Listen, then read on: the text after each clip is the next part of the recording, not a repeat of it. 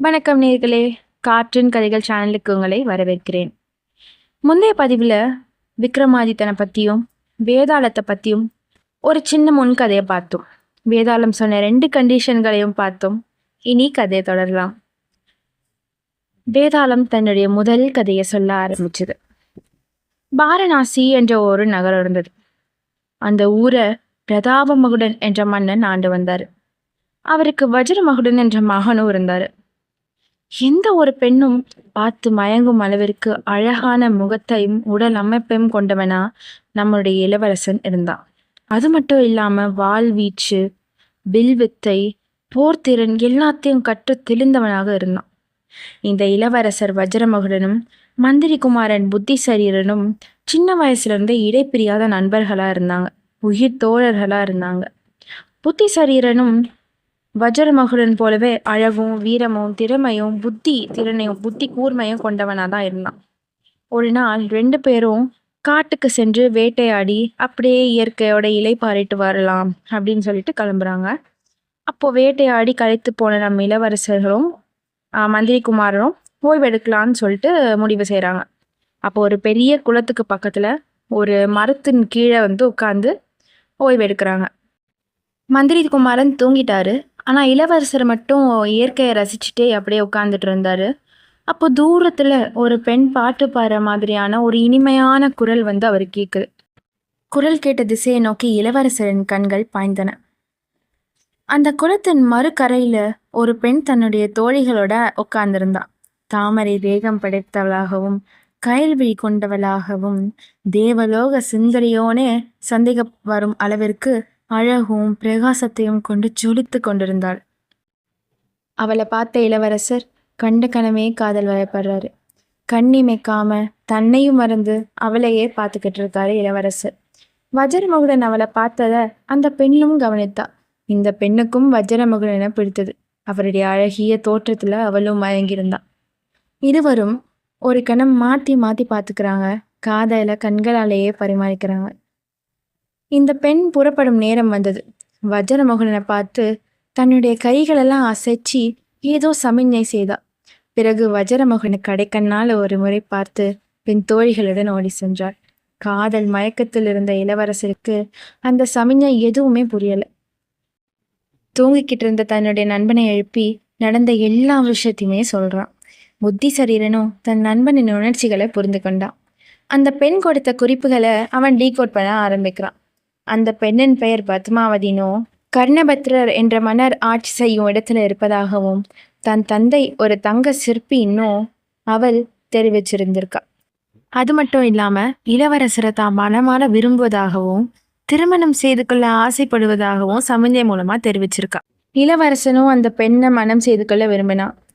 இருவரும் பத்மாவதியின் ஊருக்கு போறாங்க. அப்போதான் பத்மாவதியை சந்திப்பது அவ்வளவு எளிதல்லன்னும் அவ கடுங்காவல்ல இருப்பதும் தெரிய வந்தது. அவளை இளவரசன் அடைய மந்திரகுமாரன் ஒரு யோசனை செய்யறான். பத்மாவதிக்கு பூ கட்டி கொடுக்கும் ஒரு கிழவியை சந்தித்து அவர் ஆதரவை பெற்று அவளை பத்மாவதிக்கு தூதாக அனுப்பினான். கிழவி இளவரசனை பற்றிய விஷயத்த சொன்னதும் பத்மாவதி தன்னுடைய 10 விரல்களையும் சந்தனத்துல தோய்த்து பின் 10 விரலும் பதியும் படி அந்த கிழவிய ஒரு அறை அறைந்தா. இதுதான் பதில் அப்படின்னு சொன்னான். இதை பார்த்த இளவரசன் மனமுடைந்து நின்றான். அப்போ மந்திரி குமாரன் இளவரசனுடைய காதுல ஒன்னத்தை முணுமுணுத்தான். கவலைப்படாதீங்க இளவரசி, பத்மாவதி நம்மை 10 நாள்கள் கழித்து வர சொல்லியிருக்காங்க. இதுக்கான சைகையை தான் ரகசியமா கொடுத்து அனுப்பிச்சிருக்காங்கன்னு யூகித்து சொல்றான். 10 நாள்கள் கழித்து மறுபடியும் இளவரசன் கிழவியை தூதாக அனுப்பினான். கிழவியும் பயந்துகிட்டே பத்மாவதியிடம் சென்றாள். இந்த தடவை தன்னுடைய 3 விரல்களை மட்டும் குங்கும குழம்புல தோய்த்து ஒரு அறை விட்டாள். கிழவி கண்களில் நீர் மழுக இளவரசனிடம் நடந்ததை எல்லாத்தையும் சொல்றான். மந்திரி குமாரன் 3 நாள்கள் கழித்து வர சொல்வதாக விளக்கினான். வஜ்ரமகுடன் கிழவியை 3 நாள் கழிச்சு மறுபடியும் பத்மாவதி கிட்ட அனுப்புறான். இந்த தடவை பத்மாவதி கிழவியை நல்லா உபசரித்து விருந்தெல்லாம் கொடுத்து நல்லபடியா அனுப்பி வைத்திருந்தா. அதுவும் நேர் வழியா இல்லாம ஒரு குறுக்கு வழியில அனுப்பி வைத்திருந்தா. கிழவி நடந்த எல்லாத்தையும் இளவரசன் கிட்டேயும் புத்திசரீரன் கிட்டேயும் விளக்குறான்.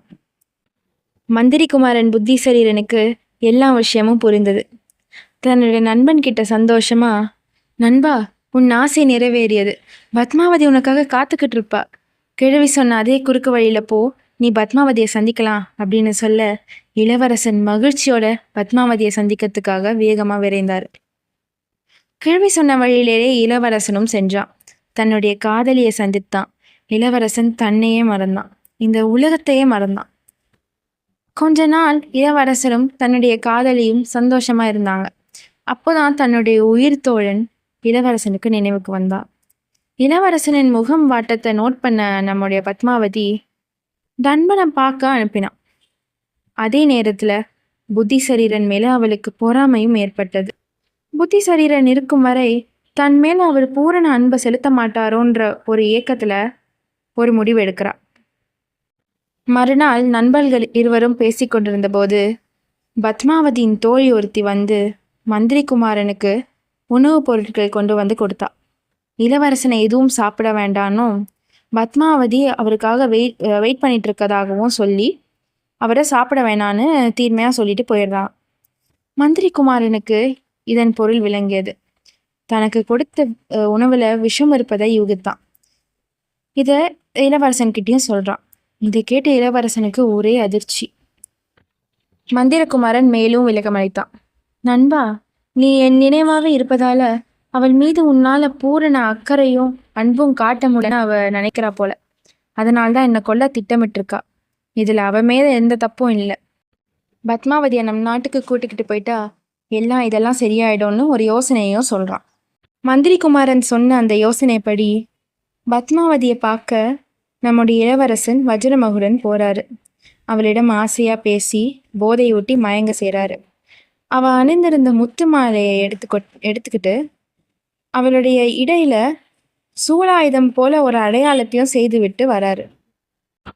மறுநாள் மந்திரி குமாரன் முனிவர் போலவும் இளவரசர் முனிவருடைய சீடர் போலவும் வேடம் அணிந்துக்கிட்டு பத்மாவதி கிட்ட இருந்து எடுத்துட்டு வந்த அந்த முத்து மாலையை விற்பதற்காக போறாங்க.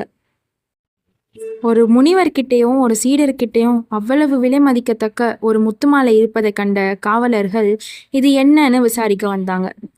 அப்போ முனிவர் வேடத்தில் இருந்த மந்திரகுமாரன் தான் ஒரு முனிவரனும் நேற்றிரவு அருகில் இருக்கும் மயானத்துல தவம் இருந்ததாகவும் அப்போது ஒரு அழகிய கன்னி அங்க வந்ததாகவும் அவ பிணத்தை தின்னும் பிசாசா மாறினதையும் தான் பார்த்ததாகவும் சொன்னார்.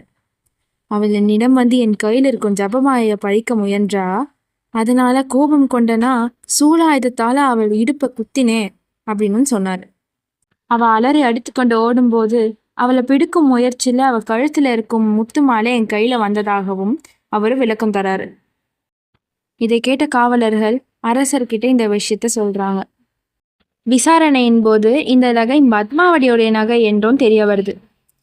பத்மாவதியின் தந்தை தன்னுடைய மகள் ஒரு பிசாசா என்ற சந்தேகத்துல தன்னுடைய மகளுடைய இடையில அந்த சூலாயுதத்துடைய அடையாளம் இருக்கான்னு சோதிக்க சொல்றாரு. அடையாளம் இருக்கவே தன்னுடைய மகள் ஒரு பிசாசுதான்னு முடிவே செய்துடுறாரு.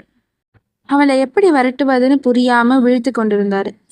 அப்போ அரசவை மந்திரி அவளை கொல்ல வேண்டாம், நாட்டை விட்டு விரட்டி விடுங்க அப்படின்னு தீர்ப்பு சொல்லி அவளை விரட்டி விடுறாங்க. பிறகு சிறிது நேரம் கழிச்சு இளவரசரும் மந்திரி குமாரனும் அங்கு வந்து பத்மாவதியை மீட்டு தன்னுடைய நாட்டுக்கே கொண்டு போறாங்க.